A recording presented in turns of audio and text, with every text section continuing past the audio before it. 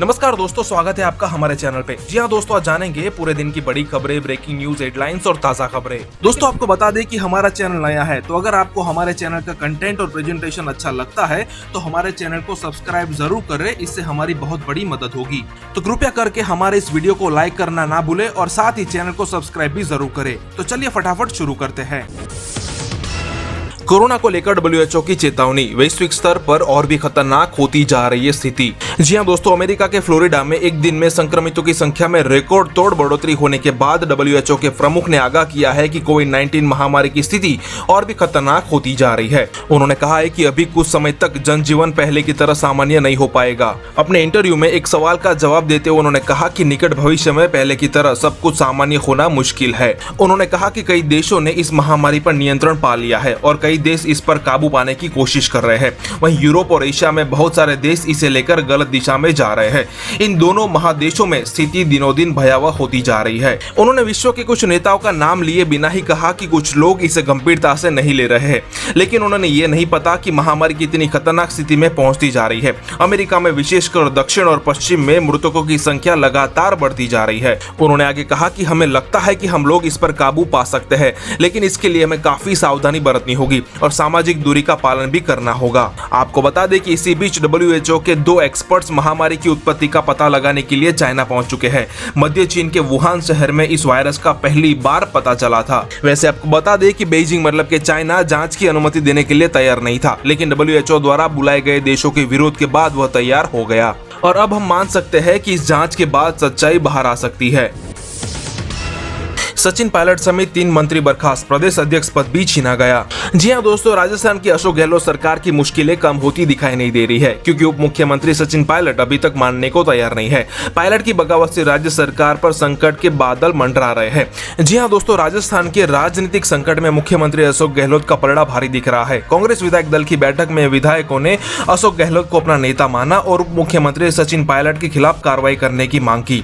इसके बाद राजस्थान मंत्रिमंडल से सचिन पायलट और उनके 2 करीबी मंत्रियों को बर्खास्त किया जा चुका है। सचिन पायलट को मंत्रिमंडल से बर्खास्त किए जाने के साथ ही कांग्रेस प्रदेश अध्यक्ष पद से भी हटा दिया गया है। उनकी जगह पर शिक्षा मंत्री गोविंद सिंह को प्रदेश अध्यक्ष बनाया गया है। रिपोर्ट में खुलासा हुआ है कि चीन से रिश्वत ले रहे नेपाल के पीएम ओली, स्विस अकाउंट में 41 करोड़ रुपए। जी हां दोस्तों, नेपाल के प्रधानमंत्री पर चीन से करोड़ों रुपए की रिश्वत लेने का आरोप लगा है। कहा जा रहा है कि चीन की सरकार नेपाल के प्रधानमंत्री केपी शर्मा ओली को कई मिलियन डॉलर्स की रिश्वत दे रही है। ओली के जेनेवा बैंक अकाउंट में 41.34 करोड़ रुपए जमा है। चीन इसी तरीके से नेपाल की सरकार को भारत के खिलाफ भड़काने का काम कर रही है। चीन अपने पड़ोस में मौजूद गरीब अर्थव्यवस्था वाले देशों के भ्रष्ट नेताओं को अपने साथ मिलाकर भारत के खिलाफ साजिश रच रहा है। इस रिपोर्ट के मुताबिक ओली की संपत्ति पिछले कुछ वर्षों में कई गुना बढ़ी है। ओली ने कई बाहरी देशों में भी संपत्ति खरीदी है। इसके एवज में ओली ने चीन को नेपाल में अपना बिजनेस प्लान लागू करने में मदद की है।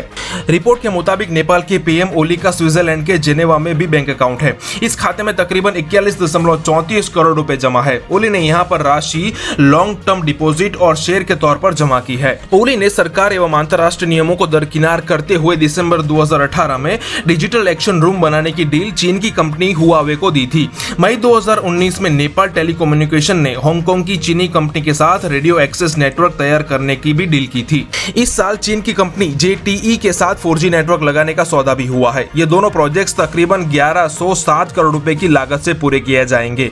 ओली द्वारा इन कंपनियों के काम देने के तरीके का नेपाल और अंतर्राष्ट्रीय स्तर पर काफी विरोध भी हो रहा है। इतना ही नहीं, नेपाल ने चीन से 621 करोड़ रुपए की लागत से कोरोना के लिए PPE किट और टेस्टिंग यंत्र खरीदे थे।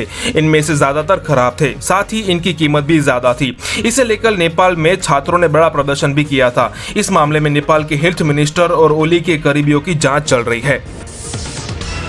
गलती छिपाने को गलवान घाटी में मारे गए अपने सैनिकों का अंतिम संस्कार नहीं होने दे रहा चाइना। जी हां दोस्तों, चीन गलवान घाटी में मारे गए अपने सैनिकों के बलिदान को नजरअंदाज कर रहा है। अमेरिकी खुफिया आकलन रिपोर्ट के अनुसार चीन अपने सैनिकों द्वारा दिए गए बलिदान को मान्यता देने के लिए तैयार नहीं है। इसमें बताया गया है कि चीन की सरकार झड़प में मारे गए जवानों के परिजनों पर दबाव डाल रहा है कि वे उनके शव यात्रा और अंतिम संस्कार के समारोह का आयोजन न करे।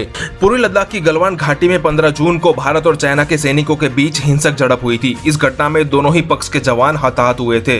भारत ने बिना किसी हिचकिचाहट के अपने 20 जवानों के शहीद होने की बात को स्वीकार किया, उन्हें हीरो की तरह सम्मान दिया। दूसरी तरफ चीन ने अपने जवानों के हताहत होने की बात को स्वीकार ही नहीं किया। साथ में प्रधानमंत्री मोदी ने 28 जून को अपने रेडियो कार्यक्रम मन की बात में गलवान घाटी के शहीदों को श्रद्धांजलि दी और सेना के जवानों के परिजनों के प्रति संवेदना भी व्यक्त की। लेकिन इस घटना के 1 महीने बाद भी चीन ने इस खूनी संघर्ष में मारे गए अपने जवानों की संख्या को लेकर कोई आधिकारिक खुलासा नहीं किया है। चीन सरकार द्वारा अपने प्रियजनों को खोने वाले दुखी चीनी परिवारों के साथ दुर्व्यवहार किया जा रहा है। पहले चीनी सरकार ने इस घटना के बाद अपने जवानों के हताहत होने की संख्या को स्वीकार करने से इनकार कर दिया था और अब मारे गए सैनिकों के परिजनों को उनके शवों को दफनाने से मना किया है। रिपोर्ट के अनुसार चीन इस बात को स्वीकार नहीं कर रहा कि उसके सैनिकों को इस झड़प में मार गिराया गया है, ताकि बीजिंग मतलब के चाइना द्वारा की गई इस बड़ी भूल को छिपाया जा सके। चीन सरकार ने अब तक केवल कुछ अधिकारियों की मौत को स्वीकार किया है। वही सूत्रों से पता चला है कि चीनी पक्ष के 43 जवान हताहत हुए हैं, जिसमें से मृत और गंभीर रूप से घायल शामिल है। दूसरी तरफ अमेरिकी खुफिया रिपोर्ट का मानना है कि इस घटना में चाइना के 35 सैनिक मारे गए हैं। अमेरिका ने दक्षिण चीन सागर मतलब के साउथ चाइना सी पर चीनी दावों को किया खारिज। कहा बीजिंग के पास मतलब के चाइना के पास कोई कानूनी आधार नहीं है।